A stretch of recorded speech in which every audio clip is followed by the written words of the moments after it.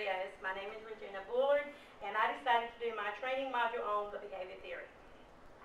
First, we're going to talk about the contents that will be in this theory.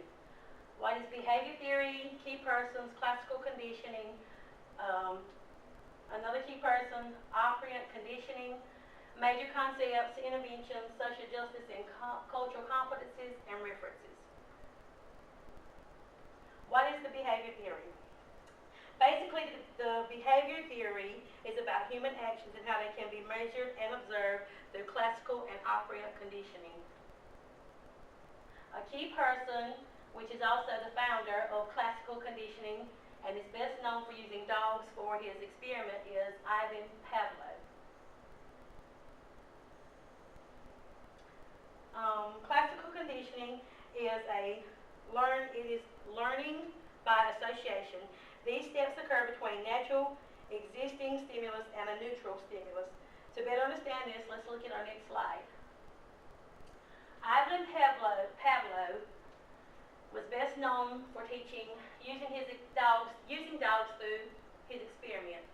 And what he done was he introduced food to a dog, and the response was, the unconditioned stimulus first of all was food, and the unconditioned response was he was salivating.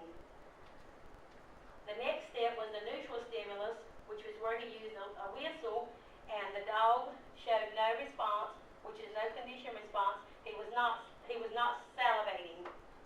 During the conditioning, he used the whistle again, plus the food, and the response was the dog started salivating again. That was called an unconditioned response. After conditioning, he used the whistle, and the dog started responding again because he was ready to receive the food. This is called a conditioned response. And that's what Ivan Pavlov used as his experiments, during his experiment. Another key person was B.F. Skinner. He was the founder of operant conditioning. He also used animals for his experiment, but he used pigeons. He believed that when positive behavior was enforced, the behavior would change. Operant conditioning basically is saying that during operant conditioning, behaviors can be modified through positive and negative reinforcements. Right here is talking about where he used the pigeons during his experiment. The pigeons learned over a period of time that in order to get the reward that he was giving them, they had to continue behaving a certain way. And then down here is where it says that when he gives the pigeons their reward, they have learned that in order for them to keep receiving it, they have to act a certain way, so that the behavior was altered when the positive reinforcements was given. Here's a picture of operant conditioning. It's a little girl using a dog.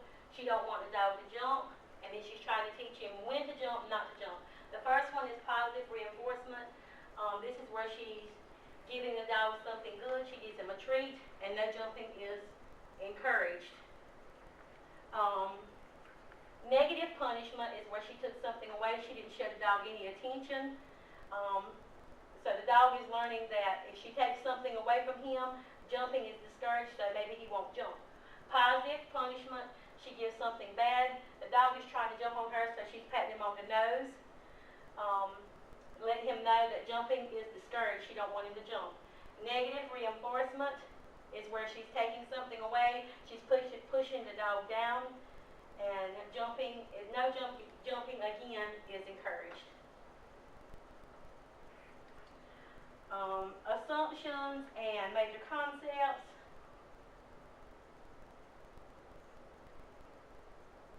Pause that.